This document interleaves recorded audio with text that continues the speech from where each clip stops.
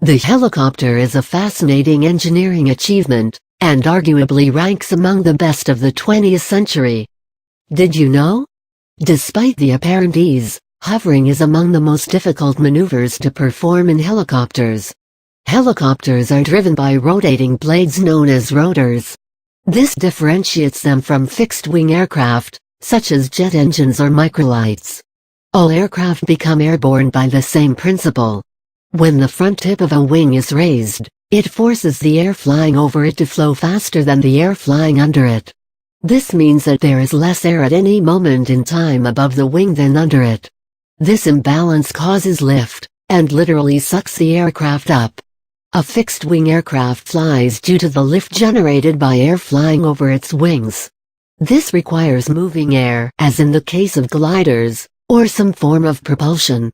In contrast, rotary wing aircraft generate their own thrust by moving their wings against the air. A helicopter's rotors actually carry out the same function as a plane's wings, except that a plane's wings need thrust to generate forward motion. Gliders, which don't have an engine, need to drop their height in order to move forward, which they achieve by lowering their nose. A helicopter's engine, on the other hand, powers the rotors and doesn't provide thrust directly. The tiny amount of thrust gained from the engine's exhaust is negligible in the larger scheme. The ability to generate its own lift gives a helicopter obvious advantages over fixed-wing aircraft. Helicopters can take off and land vertically, though an exclusive class of planes can also do that, are able to hover in midair, and are much more maneuverable if space is at a premium. But this also makes controlling helicopters much trickier to control than airplanes. The basic shape of airplanes inherently allows them to passively glide forward for a considerable distance even if the piloting and propulsion stops. However, the flexible, active nature of the helicopter means that it is not designed to glide. It has to be constantly kept airborne without any help from the laws of physics. Pilots need to constantly feed input to the helicopter's propulsion, even while hovering. The rotary mechanism also limits a helicopter's top speed, and makes them inherently slower than fixed-wing aircraft. So, how exactly do helicopters fly? And, more importantly, how do helicopters steer? Helicopters are piloted by a combination of 3 controls. Working of a helicopter collective. This controls the angle of attack of all the rotor blades collectively, thus the name. The yaw is the angle formed by the raised or lowered blade against the imaginary plane of its base. When the angle of attack is increased, the air flowing over the top of the blades has to flow even faster, inducing lift. Likewise, the angle of attack must be decreased in order to land a helicopter. The collective is located to the left of the pilot, at the base of his seat. It is often accompanied by a motorcycle-like twist grip throttle, which is twisted sideways to increase or decrease the angle. As the angle of attack is increased, air resistance to the rotors also increases. To counter this, the engine RPM has to be increased to maintain a steady rotor RPM. Thus, the throttle is either paired with the collective lever, or a component known as the governor is built into the chopper.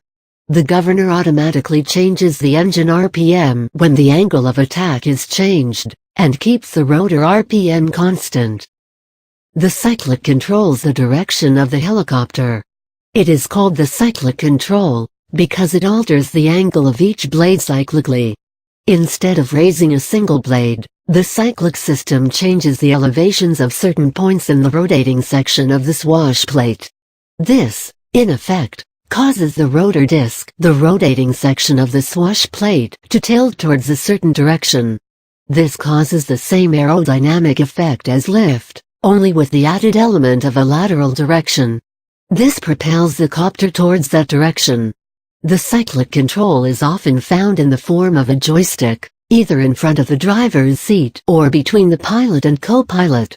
Like any other joystick, the direction of the joystick corresponds with its effect. That is, if the cyclic control is shifted to the left, the rotor disc tilts towards the left, and the chopper goes left.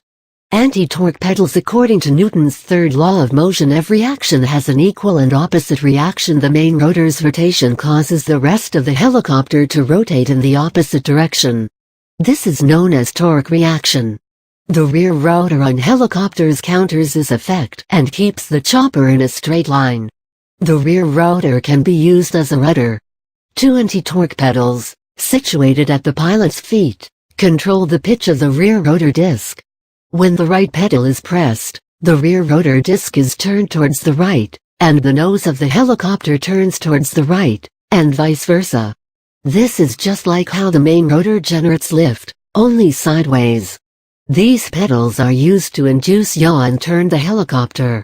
If used while hovering, the anti-torque pedals allow a helicopter to turn a full 360 degrees. Hovering, this is what defines helicopters better than anything else. Keeping a helicopter stationary in the air may look easy, but in reality, it is one of the most challenging things a pilot has to do. In order to hover, a pilot must first stop any directional motion by bringing the cyclic control in the middle. Then he must stabilize the collective lever at the required height, and make the required adjustments to the yaw pedals to maintain the exact position with respect to all three axes. Helicopters are used to put out forest fires, in rescue work, and, of course, in the armed forces. They are crucial civil and military equipment all over the world, and with their extremely useful attributes, that is hardly a surprise.